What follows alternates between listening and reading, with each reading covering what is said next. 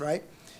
There's just because I look different, I have different intellectual abilities, different personality. Those are differences, but it doesn't mean that I'm better than you or you're better than another person. We're created equal with different giftings. And so that's essentially within the marriage too. We have to view the husband and wife roles. They're just different people, but they're equal in the way God has placed them into the marriage. As partners, we are to function differently. We're equal, but our functions are different. Okay? God designed man to be the head, to be you may have heard this in business terms.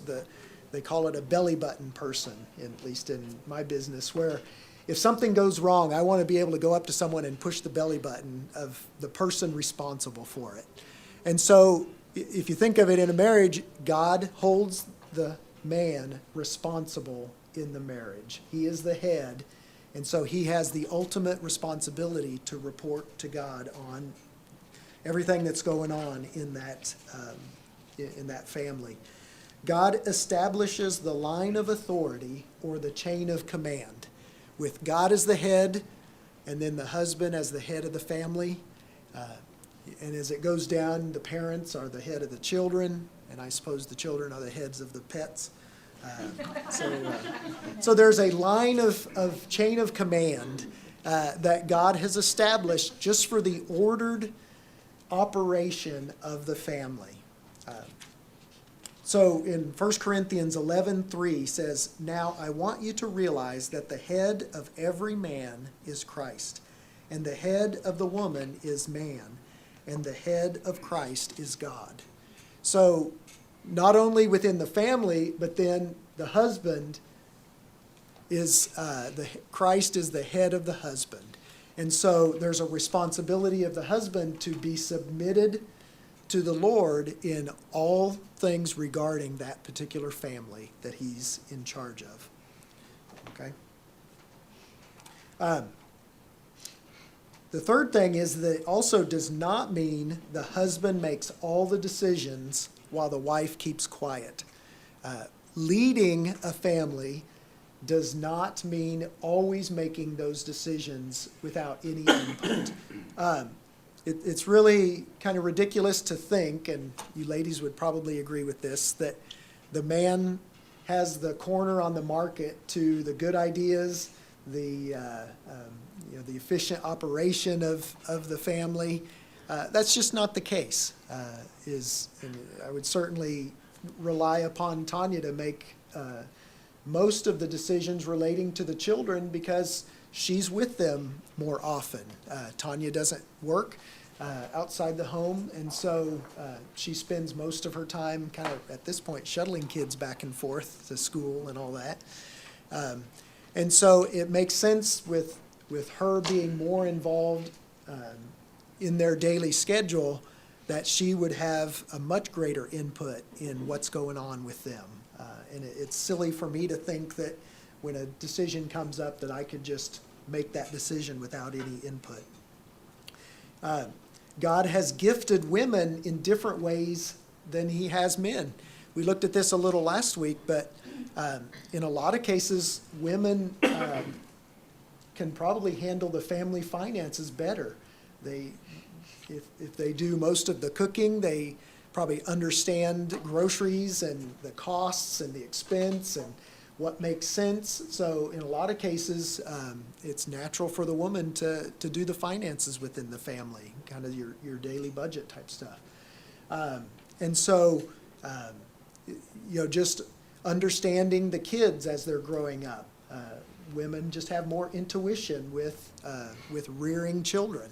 It's just the way God wired us. And so it makes sense for them to have key input on any of those decisions. They have more patience. In some cases, they have more patience. That's right. Why are you laughing? Some cases, you can't say that all the time, but... No. Okay, you may be able to. So when there's a disagreement within this unit, the way that it gets resolved is that each view is set forth. It's discussed openly, and in fact, we have another topic later on of how to communicate within a family, especially when there's disagreement. But then the final decision, the responsibility rests with the husband. If an agreement can't be reached, then the decision and the accountability of that decision falls on the husband. And really, we men should probably be fear and trembling making decisions like that, because we're accountable to God for those decisions. If we think we're getting away with something and getting our way within the family, at some point we're going to have to be responsible to God for those decisions and the ones that we've made. It may not be the best decision, but a man is responsible for it. That is, if this is all in the context of that decision not being sin. I mean, the obvious thing, we as men can't make a decision that is a sinful decision. If we truly believe we're submitted to Christ, that's our first responsibility, is that this has to be according to God's will. With that being said, then the decision, when there's not an agreement, the man is responsible. The wife in that case should pray about that decision for the husband. And I know Tanya is really good about this. Is if we really, she's very good about allowing me to make those decisions, but I know she just starts praying immediately when it's a difficult decision to make, and that falls on my shoulders. And that is a wife's privilege and responsibility, is to pray and to seek God and pray for the husband to make that correct, that right decision.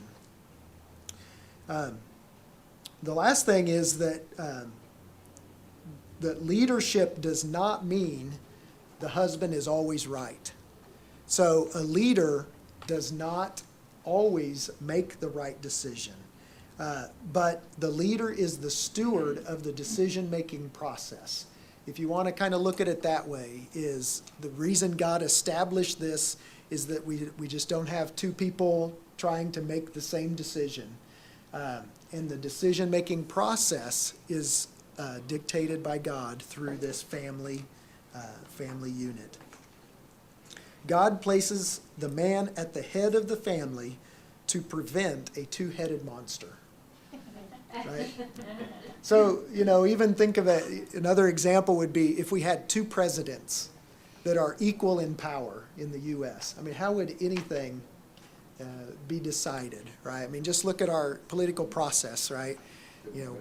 One side can't agree with the other side. And so if two of them had the responsibility to jointly make this decision, then nothing would get done. So it's God's definition for a process. Okay, let me quickly move on to. Are you sure that time is not praying that you understand that her decision is right? Well, in some cases, I'm sure that's probably true. Is that hopefully he'll we want to come to a consensus. Yeah, that's right. Okay, so one of the roles was the husband was the leader of the family. The second one was he is the lover of the family. The primary way a husband relates to his wife is through sacrificial love. We as men are called to love our wives as Christ loved the church. And how did he do that? Ultimately, he died sacrificially to save the church, save us as individuals. That is the husband's role within the family, is to do what it takes for that family to thrive. And if it means sacrificing his own desires and needs, he's willing to do that, because that is the pattern as husbands that Christ has given to us. The husband is to promote the well-being of the family. The best decision for the family is the one that gets made. regardless of what's best for the husband. Our love for our wife ought to promote our wife's holiness. God tells us in His Word that we are to present our wives holy and blameless. That is a responsibility in leading the wife, is that she be led to the Lord, and the environment that your family is created in is a holy one. And that means the husband watching what is brought into the home as far as television, entertainment, things that will divert our attention as a family from the Lord. That is the responsibility of the husband. This dismisses the idea that if a wife submits to her husband, she will become a doormat or cease to exist in her own right in person. If I am loving her and providing this environment for her to be holy and to thrive, there's no way she could be walked all over as a doormat, right? So it gets rid of that notion of when the wife submits to the husband.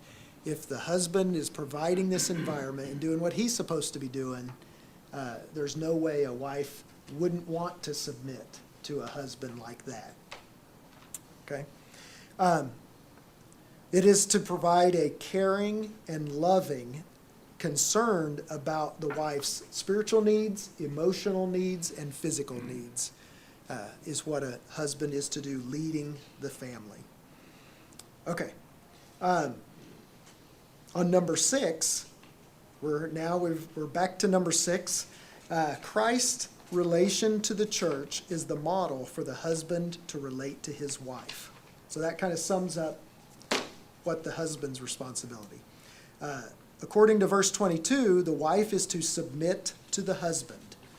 Okay? And now I'm going to explain the wife's responsibilities. Believe it or not, it's much shorter than the husband's. We really, one of the quotes Chris Johnson had was a friend of his, a female friend of his, mentioned that God didn't do you no favor when He created you a man. And if you think about from the responsibilities within the family, the husband has most of the responsibilities to provide this environment. And Delegate. But we delegate. Well, some people might say you slough off responsibilities, right? That's partly where a lot of marriages are today, is the husband just chooses not to embrace those responsibilities, and it sets up problems. Okay, so Ephesians 5:21 says that we have mutual submission, but then in verse 22 it follows up with, wives, submit to your husbands.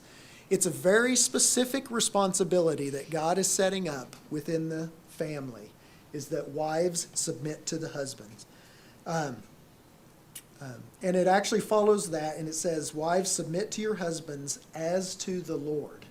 Okay, it adds that little phrase on there, which gives the proper context to this command for wives to submit to the husband. The first thing is, it's a voluntary action of the wife. The wife chooses to submit to the husband. It's a command, but we certainly can rebel against God's commands, right? And so for it to be a blessing to the organization of the family, the wife needs to do that willingly. It needs to be an act of the will for you to yield the decision-making responsibility to the husband, okay? So what if the husband doesn't lead with love? Then does the wife not have to submit? So that's probably the most common thing you would hear. Well, he's not making the right decisions, or he's not really being led by the Lord right now, or he's doing things he shouldn't be doing. So that must get me out of my responsibility to submit to the husband. So I think I see some people shaking their heads. That's not the case, right? God doesn't put conditions on the organization and the way he has structured